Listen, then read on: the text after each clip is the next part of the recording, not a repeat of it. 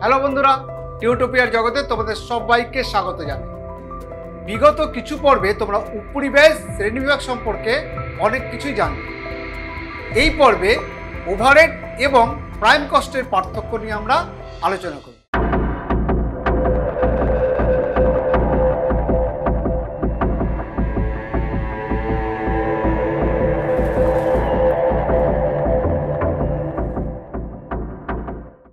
আচ্ছা, তোমাদের নিশ্চয়ই মনে আছে তোমরা কস্ট শিট শেখার সময় প্রাইম কস্ট এবং ওভারহেডের বিষয়ে অনেক কিছুই শিখেছিলে, কিন্তু এবার এই দুইয়ের পার্থক্য নিয়ে আলোচনা করার সময় চলে এসেছে।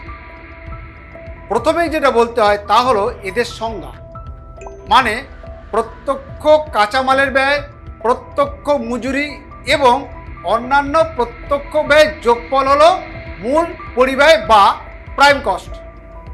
আর অপ্রত্যক্ষ কাঁচামালের ব্যয়, অপ্রত্যক্ষ মজুরি এবং অন্যান্য অপ্রত্যক্ষ ব্যয়ের যোগফল হলো উপরিব্যয় বা ওভারহেড।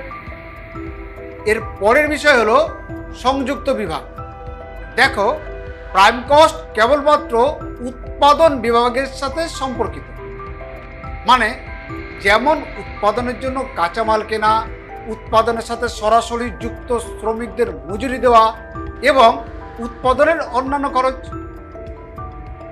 আর অন্যদিকে উপরিব্যয় কিন্তু শুধুমাত্র উৎপাদন বিভাগের সাথে যুক্ত নয়, প্রতিষ্ঠানের যে কোনো বিভাগ, মানে সেটা উৎপাদন হোক বা প্রশাসন বিভাগ কিংবা বিক্রয় এবং বন্টনের মতন যে কোনো বিভাগের সাথে যুক্ত হতে পারে। মানে যে কোনো বিভাগের খরচই উপরিব্যয় হতে পারে। এরপরের বিষয় হলো শনাক্তকরণ, মানে কোন ব্যয় প্রাইম কস্ট আর কোন ব্যয় ওভারহেড সেটা চেনা যাবে কি করে বলো তো? আসলে উৎপাদনের সাথে সরাসরি যুক্ত থাকে বলে প্রাইম কস্টকে শনাক্ত করা সহজ হয়, কিন্তু উপরিব্যয়ের ক্ষেত্রে তো তা হয় না। কেন বলো তো? কারণ উপরিব্যয় তো আর সরাসরি উৎপাদনের সাথে যুক্ত থাকে না, তাই এই ওভারহেডকে সরাসরি শনাক্তকরণ করা যায় না।